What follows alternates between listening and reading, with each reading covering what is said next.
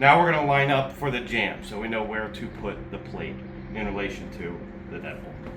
So we're going to close the door. We're not going to throw it all the way. We're going to throw it about halfway. And we're going to get down real close to it. We're going to mark the bottom and the top. And when you open it up, it should look something like that. If you have a square, you can set this against your jamb, line it up with your marks, and follow it all the way back. Or, if you got a handy dandy jig, just go like that. Now we're going to remove the weather stripping. We are going to be attaching our jig to our jamb. And what we wanted to do is be careful that these lines are the same distance from the top and the bottom of the jig.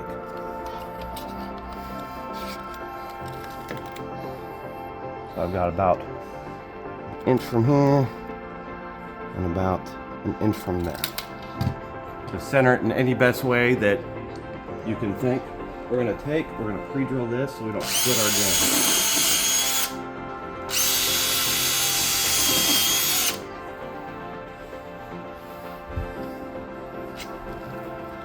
You can utilize any screw with a smaller head to attach it to your jamb.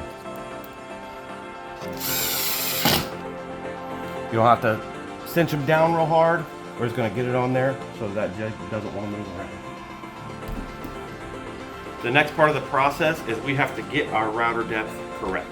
So one way to do it is to take your jig, put it on there, and then you should be about flush to the back of your plate, as you can see there. Or, alternatively, possibly a bit more of a foolproof way is to set that on your jig, and if you're just touching your wood jamb, then your depth is good. Now it is time to route. Make sure you have your glasses on. When you're routing, you want to get it all the way in so there's no obstructions.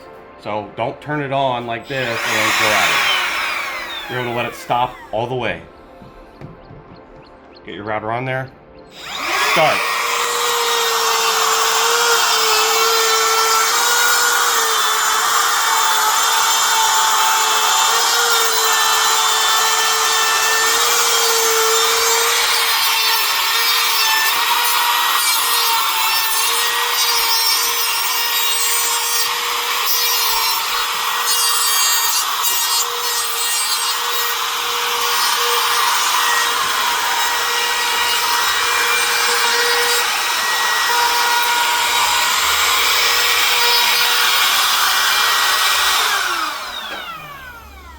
Allow your router to completely stop before trying to remove it from your jig.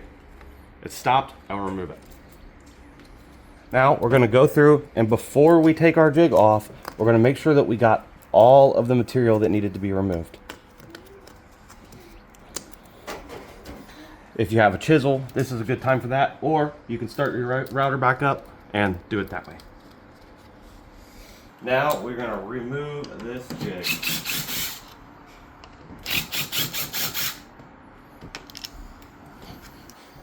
Time for the plate. So we're going to get this guy in there. Sometimes it takes a tap, sometimes it doesn't. We route it a little bit too far so that we have room to move back and forth, like so. But what we're going to want to do is come all the way to the edge of the jamb. Now we're going to pre-drill. We're going to pre-drill to the back of the hole and at a slight angle. You start out a little straighter. Come on back.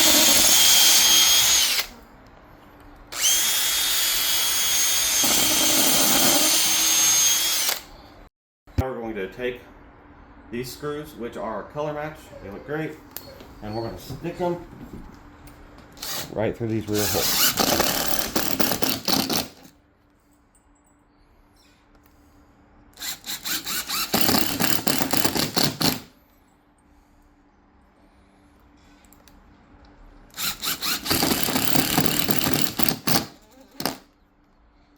After you get all that done, you may have had a little bit, depending on how close your casing is, you may have had a little bit of overdue on your, and so you just take and fill it.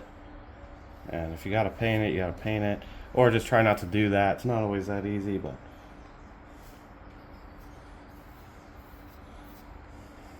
if you have some excess, just a wet rag will get it right off and you won't have to worry about it at all. You can also remove this casing so that doesn't happen at all, but it's not really necessary because your plate covers up the vast majority of it anyway. Now we are going to put on the decorative plate.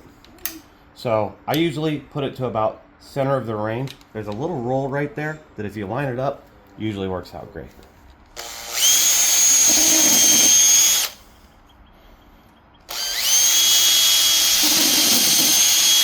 You can also put long screws in this if you want, but it's not necessary. So we're just going to put some nice decorative brass screws.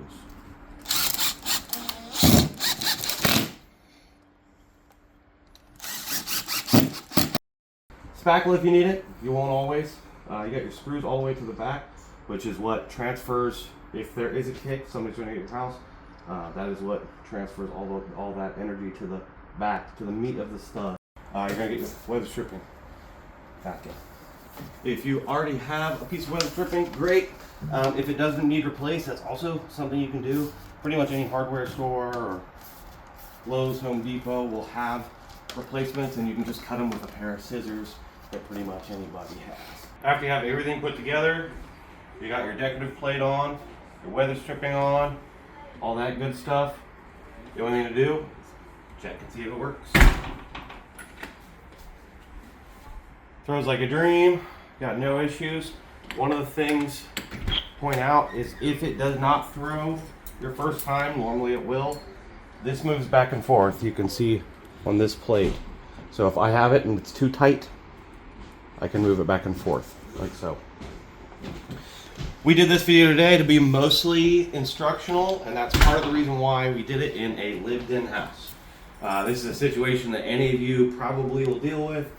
Magnets, things on it, and you didn't even have to take that off to get it done. So it is a complete process. It's a strike adjustment system and a security application that doesn't make your door rub. It doesn't look much different, and by the end of the day, you can hardly tell it's even there. So you have your deadbolt application, which is the most secure, and if I had to say get one or the other, definitely get the deadbolt application, but they also work fine for a latch. So you take that, instead of a deadbolt plate, you get a latch plate and stick it right on there and you're set.